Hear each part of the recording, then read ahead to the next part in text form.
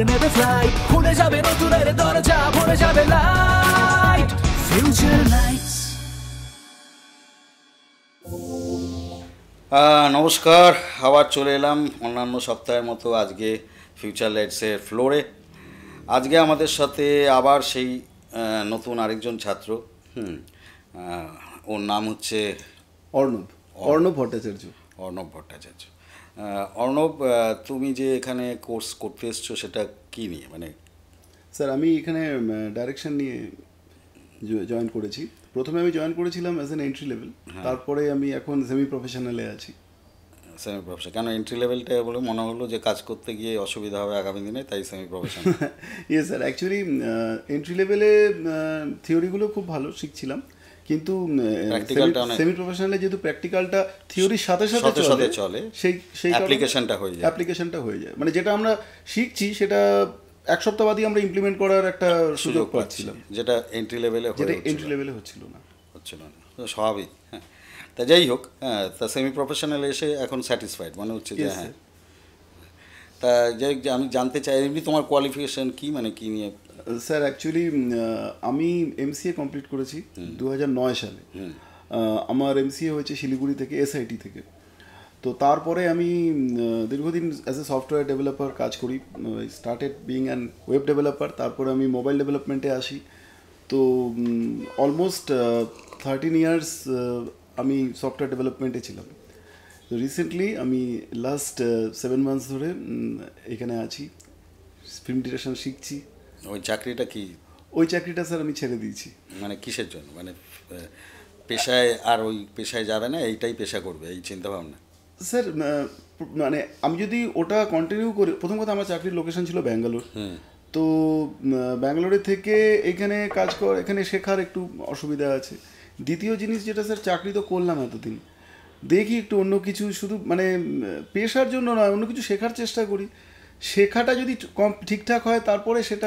চলচ্চিত্র বানানোর ভূতই বলছি আমি। হ্যাঁ, এটা কি মাথায় বহুদিন আগেই ঢুকেছিল, নাকি আচমকা চাকরি করতে করতে মনে হয়েছিল আমি একটু চলচ্চিত্র দুনিয়ার মানুষ হতে চাই?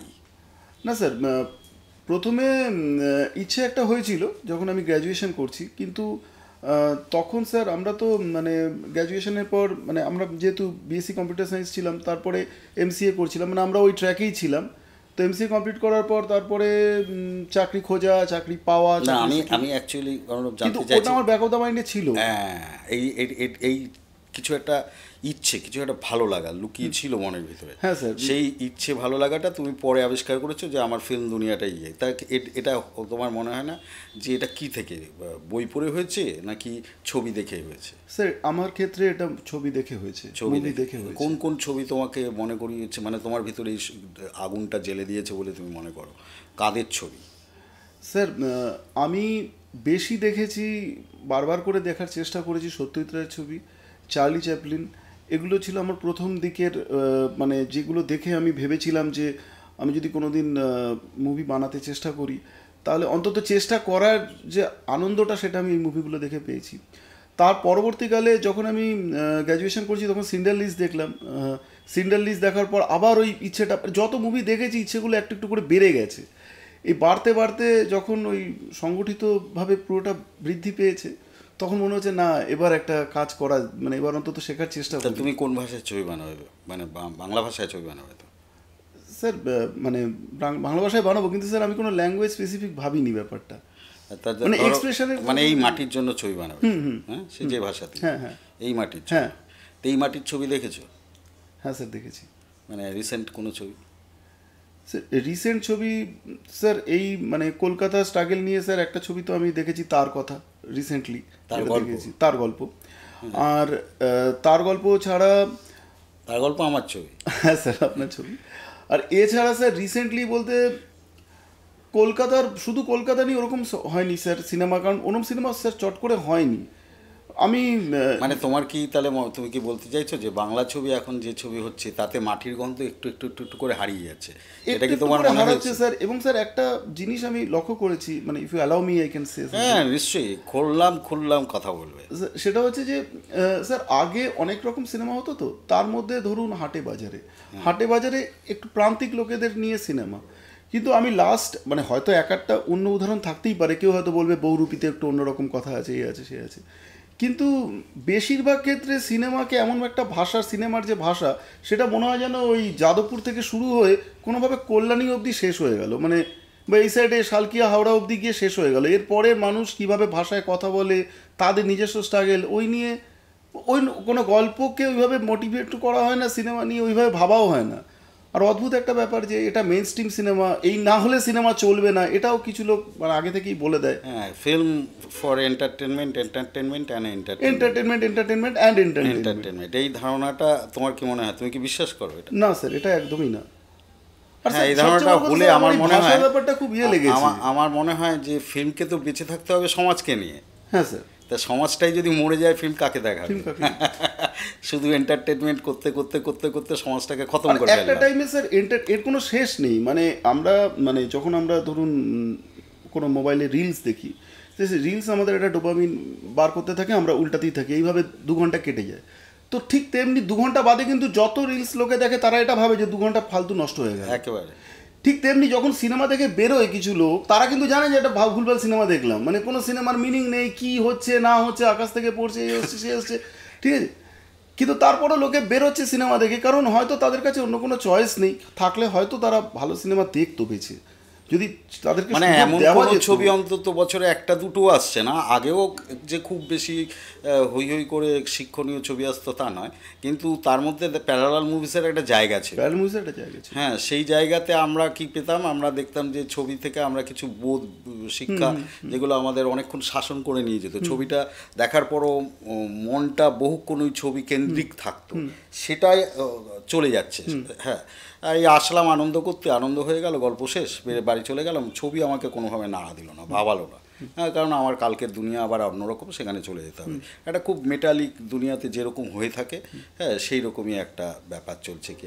হ্যাঁ, তা সেটা আমার মনে হয় না, ঠিকই বলেছো, যে সেটা আমাদের পক্ষে খুব একটা ভালো হচ্ছে বলে মনে হয় না। হয়তো নতুন যারা আসছেন তারা আবার একটু অন্যরকম করে ছবি বলবে। অ্যাকচুয়ালি ছবির মধ্যে থেকে আমার মনে হয়েছে, এটা আমার খুব ব্যক্তিগত ধারণা, ছবির মধ্যে থেকে যেটা হারিয়ে গেছে, খুব দ্রুত হারাচ্ছে, প্রায় লোপ পাওয়ার পথে, সেটা হচ্ছে ফিল্ম। তার নিজস্ব একটা ল্যাঙ্গুয়েজ আছে, ভিজুয়াল ল্যাঙ্গুয়েজ, সেটা যদি যাত্রা থিয়েটার হয়ে যায় তাহলে খুব সমস্যা। শুধু ডায়লগ দিয়ে সব বুঝিয়ে দেবো, হ্যাঁ, ডায়লগ দিয়ে বাবা তার যন্ত্রণার কথা বলছে, হ্যাঁ, বাবার যন্ত্রণাটা কোথাও শুধু মোমবাতি পুড়ে হচ্ছে না। হ্যাঁ, আমি বাবা তার যন্ত্রণা, ছেলের কথাটা শুনতে শুনতে আমি দেখালাম কোথায় যেন একটা মোমবাতি গলে যাচ্ছে, হ্যাঁ হ্যাঁ, অথবা কারোর একটা রাগ হয়েছে, কোথাও কিছু একটা পুড়ে যাচ্ছে। এই যে ডেভেলপমেন্ট অফ ল্যাঙ্গুয়েজ, আমি খুব গোঁদা ভাষায় এটা বললাম, হ্যাঁ, এর হাজার রকম এক্সপেরিমেন্টাল ফ্যাক্টর থাকতে পারে।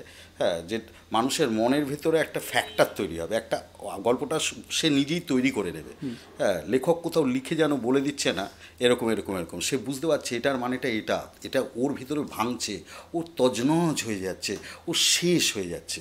হ্যাঁ, এই যে ছেলে এইভাবে বলছে না, একটা জলোচ্ছ্বাসের মতো পাড় ভেঙে পড়ছে, পাড় ভেঙে পড়ছে, পাড় ভেঙে পড়ছে, এই ফ্যাক্টরটা নেই, জাস্ট নেই। হ্যাঁ, এটা শেষ হয়ে গেছে। তা সেই যে ফিল্মের এই পতনটা আমার ব্যক্তিগতভাবে মনে হয়েছে যে আমরা যেন একটা ওই যাত্রাটা নেই, হ্যাঁ, থিয়েটারটাও আর সেইভাবে চলে না, ওটা একটুখানি চলচ্চিত্রে যদি দেখে ফেলি তো খারাপ কি খারাপ। ওই রকমই একটা অধ্যায়ের মধ্যে দিয়ে যাত্রা হচ্ছে আমার মনে হয়েছে। হ্যাঁ, তা যাই হোক, এক্ষেত্রে তুমি তো ছবি ন্যাচারালি তোমার একটা ছবি তোমাকে বানাতে হবে প্রজেক্ট ছবি হিসাবে। তা সেই ছবি কি বানিয়ে ফেলেছো তুমি? না স্যার, এখনো মানে তার কোনো কন্টেন্ট তুমি ভেবেছো? তোমাকে তো বানাতে হবে স্যার। কন্টেন্ট আমি ভেবেছি, কিন্তু স্যার কন্টেন্ট এখনো পরিষ্কার মানে নিজের মাথায় এখনো মানে পরিপূর্ণ রূপ পায়নি। হ্যাঁ, কিন্তু সময় তো বেশি নেই স্যার, সময় বেশি নেই। হ্যাঁ, মানে তোমাদের কিন্তু এটা একটা মাথায় রাখতে হবে, তুমি যখন এই পার্ট টাইমে এসছো, হ্যাঁ, সেমি প্রফেশনাল, হ্যাঁ, সেখানে তোমাকে টোটাল ছবি বানাতে হবে, হ্যাঁ, ফুল টাইমের মতো 5খানা নয়, কিন্তু 4খানা। হ্যাঁ, এবং 4টে ছবি ফুল টাইমের মতো হয়তো প্রতিটাতেই কোনোটাতে ক্যামেরা চালাতে হবে, কোনোটা এডিট করতে হবে, এরকম দায়িত্ব থাকে, যেহেতু ওটা পুরো ফিল্ম মেকিংয়ের একটু সেট। কিন্তু এখানে তোমার দায়িত্ব ফিল্ম মেকার হিসেবেই, তোমার সাথে একটা সিনেমাটোগ্রাফার, একটা এডিটার আসবে, যা হয়ে থাকে বাস্তবিক জীবনে। হ্যাঁ, তা সেইভাবেই তোমাকে কিন্তু 4খানা ছবি বানাতে হবে। 4খানার মধ্যে 3খানা ছবি হচ্ছে তোমার প্রজেক্ট, আরেকটা হচ্ছে তোমার মূল ডিপ্লোমা ফিল্ম। 3টে প্রজেক্টে তুমি পাবে 3 × 10 = 30 মার্ক। মার্কস। তার মানে এক একটা প্রজেক্ট যদি মিস হয়ে যায় 10 নাম্বার মাইনাস হয়ে গেল। হ্যাঁ, ঠিক আছে।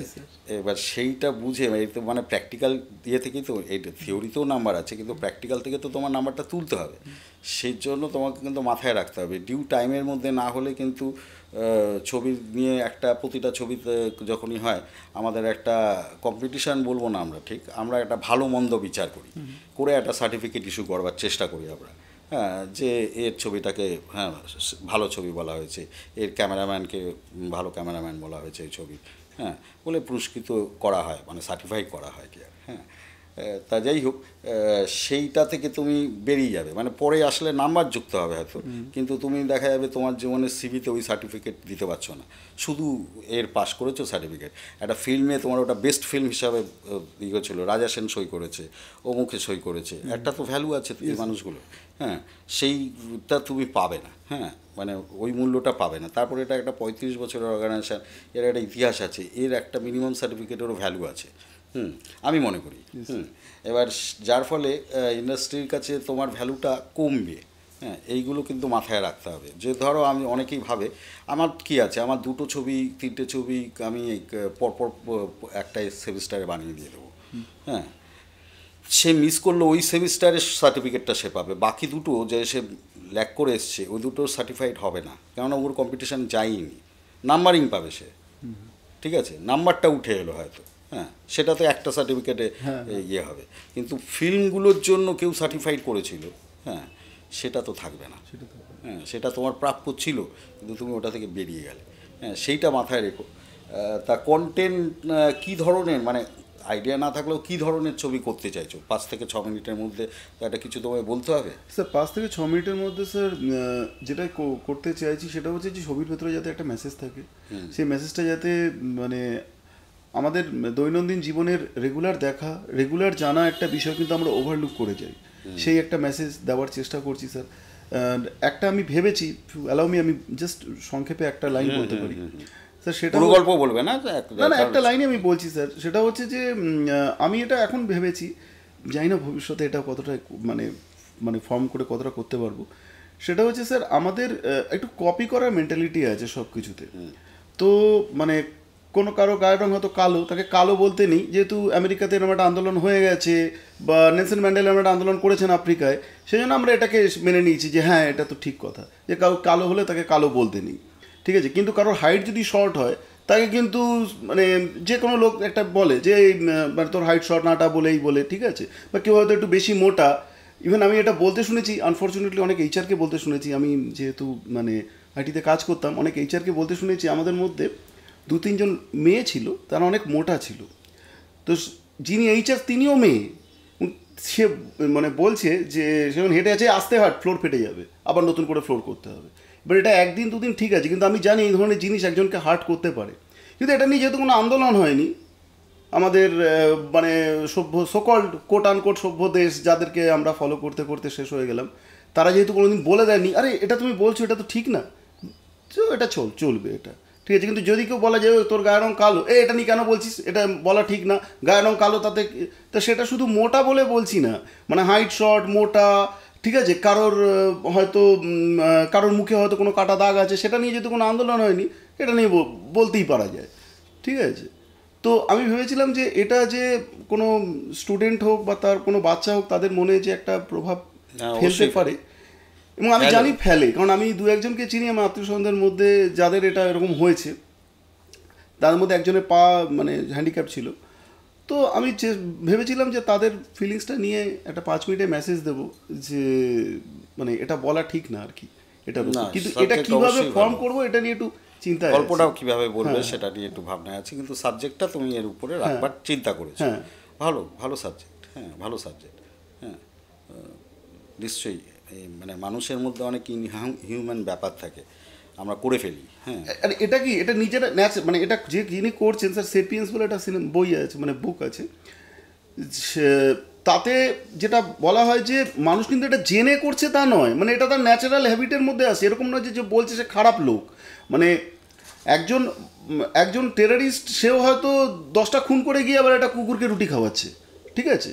তো ভালো খারাপের কথা এখানে বিচার হচ্ছে না, কিন্তু সোসাইটি কিভাবে দেখছে এই জিনিসটাকে, এই কিছু কিছু জিনিসকে সোসাইটি কোনো মানে কি কোনো মানে ইয়ে দিচ্ছে না, মানে কোনো নজর দিচ্ছে না, এটা হতেই পারে। এই যে এটা হতেই পারে এই জায়গাটা স্যার একটু অদ্ভুত লাগে যে এটা কেন হবে আসলে প্রপার শিক্ষা, তার মানে বলতে চাইছো যে প্রপার শিক্ষিত কি আমরা হচ্ছি, দেয়ার ইজ এটা একটা বিগ কোশ্চেন। হ্যাঁ, অথচ যিনি বলছেন, আমি যে এইচআরের কথা বললাম, তিনি কিন্তু মানুষ হিসেবে ভালো, তিনি তার মানে বাড়ির রেসপন্সিবিলিটি যথেষ্ট ভালোভাবে পালন করেছেন, আমি চিনি তাদেরকে।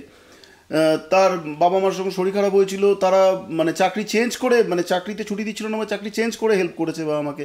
So they are very good in their personal life. কিন্তু আমি বলছি যে সোসাইটির এই দিকটা রয়ে গেছে, যেটা হয়তো আমরা রেগুলার দেখে থাকি, আমরা না জেনে হার্ট করে ফেলছি, রেগুলার দেখে থাকি কিন্তু জিনিসটাকে গুরুত্ব দিই না। এবং স্যার এরই একটা এফেক্ট, মানে ডমিনো এফেক্ট যদি ধরেন আপনি, চলতে একটা জায়গায় আসবে যেখানে ফেয়ারনেস লাভলি ক্রিম বিক্রি হচ্ছে, যে একজন কালো লোককে ফর্সা হতেই হবে, 7 দিনে ফর্সা হবে কি 7 ঘন্টায় করবে সেটা পরের কথা, কিন্তু ফেয়ার অ্যান্ড লাভলি ক্রিমটা বিক্রি হওয়ার পিছনের কারণটাও এটা যে কালো সে তো ঘুম থেকে উঠে জানেনি যে আমার গায়ের রঙটা কালো বলে আমি খারাপ, মানে আমার ফর্সা লোক তাড়াতাড়ি চাকরি পাবে, কালো লোক দেরিতে চাকরি পাবে। এই যে অ্যাডভার্টাইজমেন্টে এগুলো মানে বলে দেওয়া, ঠিক আছে, বা আমার সন্তানকে লম্বা হতেই হবে তার জন্য হরলিক্স খাওয়ানো, লম্বা না হলে কী হবে? সচিন তেন্ডুলকর তো লম্বা ছিল না, লম্বা না হলে কী হবে? তোমার কাছে কিছুই আটকাচ্ছে না। হ্যাঁ, লম্বা না হলে তুমি বাস্কেটবল খেলাটা হয়তো তোমার একটু দেরি হতে পারে, কিন্তু মারাদোনা যে অ্যাঙ্গেলে হেড করতেন সে কিন্তু হাইট বেশি ছিলেন না, মারাদোনা মেসিরও নয়, নেপোলিয়ন বোনাপার্ট হাইট শর্ট ছিল, ঠিক আছে। তো এই যে আমাকে হরলিক্সকে বড় হতে হবে, লম্বা হতে হবে, মানে এগুলো ঠিক আছে, হরলিক্স খাও, সুস্থ থাকার জন্য ঠিক আছে।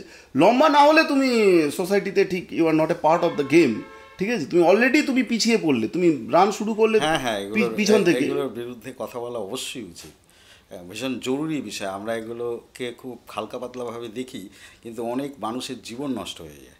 হ্যাঁ, সে ভীষণ গ্লুমি হয়ে যায়, তারও গ্লুমি হওয়ার কথাই ছিল না। হ্যাঁ হ্যাঁ, এই তো ঠিক নয়, একদমই ঠিক নয়। হ্যাঁ, ভালো সাবজেক্ট, খুব ভালো। আগামী দিনে নিশ্চয়ই তোমার ছবি আমরা দেখবো, ভালোভাবে ছবি বানাবে। তা যাই হোক, এখানে কাজ করতে করতে এই এনভায়রনমেন্ট তোমার কীরকম লাগছে? ভালো লাগছে? স্যার, হ্যাঁ, তুমি তো সিরিয়াসলি পড়াশোনা করে এসছো, এই জায়গাটা কী মনে হচ্ছে? এটাও পড়াশোনা করা উচিত? এটা স্যার পড়াশোনা করা যায়, মানে খুব ভালো করে পড়াশোনা করা উচিত। আর স্যার মানে আমি এখানে এসে মানে ফিল্মের অনেকে বলে আলু বেচতে বেচতে ফিল্ম করা যায়। হ্যাঁ স্যার, করা যাবে না স্যার, এটা আমি জানি না, এবং তারা ভুল বলেন, মানে এক কথায় বলছি যে তারা ভুল বলেন। এবং স্যার এরকম অনেক লোক আছে যারা একসময় বলতেন যে এটা আলু বেচতে বেচতে ফিল্ম করে দেওয়া যায়, হয়তো যারা বলছেন তারা নিজেরা বানাননি ফিল্ম, ঠিক আছে, অথবা স্যার বলতে তো অনেক লোকই পারেন স্যার, তাতে কি এসে যায়? মানে প্লুটোকে কেউ গ্রহ বললো কি নক্ষত্র বললো, তাতে প্লুটোর কিছু এসে যায় না, ঠিক আছে, প্লুটো জায়গাতেই আছে। ঠিক তেমনি কেউ যা ইচ্ছা বলতে পারে, বললে কি এসে যায়? ফ্যাক্ট হচ্ছে যে এটা আলু বেচতে বেচতে ফিল্ম বানানো যায় না স্যার। আর স্যার এখানে এসে আমি কয়েকটা জিনিস জানতে পেরেছি, অনেক জিনিস জানতে পেরেছি, তার মধ্যে এটা একটা যে film is a collective art, মানে কালেকটিভ ফরম্যাট অফ আর্ট, মানে all formats of art combined together and called a film, এরকম একটা ব্যাপার। তো এইসব জায়গায় যেটা মেনলি মানে আমি আসার পর ভালোভাবে বুঝতে পেরেছি যে স্যার কোনো একটা মেসেজ, ধরুন আমি একটু অতীতে ফিরে যাচ্ছি স্যার, ধরুন বঙ্কিমচন্দ্র আনন্দমঠ উপন্যাসের বন্দে মাতরম বঙ্কিমচন্দ্র বললেন, কিন্তু যে লোকটা বাংলা জানে না, কেরালার একটা লোক, তিনি হয়তো মালায়ালাম জানেন, তিনি বন্দে মাতরম শব্দটা জেনে গেলেন, ঠিক আছে, কারণ একটা মানে কথা ছড়িয়ে পড়লো এবং র্যাপিড গতিতে ছড়িয়ে পড়েছিল সেই যুগে যেখানে কোনো সোশ্যাল মিডিয়া ছিল না। তো সেইখানে যে এই বন্দে মাতরম কথাটা ছড়িয়ে পড়লো এরকম র্যাপিড ইয়েতে, স্যার লাস্ট লাইনগুলো আমরা অনেকেও মানে ভুলে যাই, বা অনেকে বলাও হয় না যে বন্দে মাতরম মানে কবিতার লাস্ট যে লাইনগুলো, সেই লাইনগুলো কিন্তু ভালোভাবে ছড়িয়ে পড়েছিল। তো ঠিক তেমনি সিনেমা যেহেতু কালেকটিভ ফরম্যাট অফ আর্ট, এর মধ্যে তো সব কিছু থাকছে স্যার, মানে কথাও থাকছে, মিউজিকও থাকছে, গান থাকছে, ব্যাকগ্রাউন্ড মিউজিক থাকছে, এটা এই সিনেমা স্যার ছড়িয়ে পড়তে পারে। এবং বন্দে মাতরম যেরকম অনেকের মানে জীবন চর্চা বদলে দিয়েছিলেন, দেশকে বদলে দিয়েছিলেন, কিছু কিছু সিনেমা হয়তো মানুষের ভাবমূর্তিকে চেঞ্জ করে দিতে পারে একদম। এবং সবচেয়ে বড় কথা হচ্ছে ফিল্ম এমন একটা বিষয় বা এমন একটা দর্শনবোধের জায়গা যেটা ভাষারও প্রয়োজন বোধ করে না, কারণ এটা ভিজুয়াল ল্যাঙ্গুয়েজ।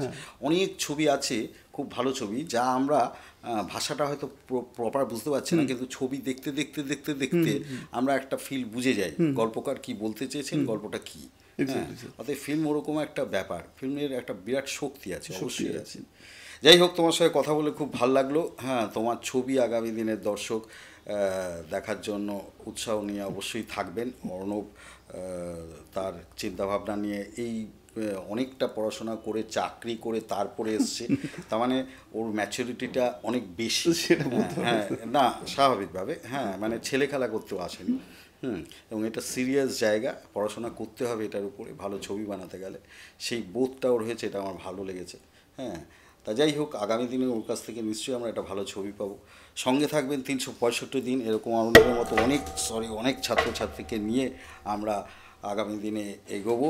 হ্যাঁ, এবং আমাদের সাথে 365 দিনই থাকবেন, সঙ্গে থাকবেন, ভালো থাকবেন। নমস্কার। Light, future lights.